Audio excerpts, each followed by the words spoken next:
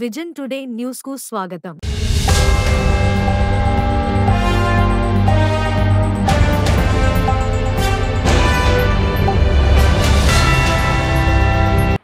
విజయనగరం జిల్లా పరిషత్ సర్వసభ్య సమావేశం ప్రత్యేకతను సంతరించుకుంది.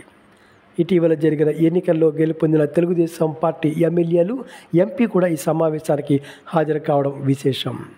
అంతేకాకుండా తొలిసారిగా మంత్రుల హోదాలో గుమ్మడి సంధ్యారాణి, కొండపల్లి శ్రీనివాస్ ఈ సమావేశంలో పాల్గొన్నారు. ఇప్పటివరకు జిల్లా పరిషత్లో వైసీపీ ఆధిపత్యమే కొనసాగుతూ వస్తోంది. ఇటీవల ఎన్నికల్లో వైసీపీ ఎమ్మెల్యేలందరూ కూడా ఓటమి పాలయ్యారు. దీంతో వారి స్థానంలో తెలుగుదేశం పార్టీ ఎమ్మెల్యేలు సర్వసభ సమావేశంలో పాల్గొంటున్నారు. ప్రజా సమస్యల పరిష్కారానికి వీరంతా కృషి చేస్తారని ప్రజలు ఆకాంక్షిస్తున్నారు.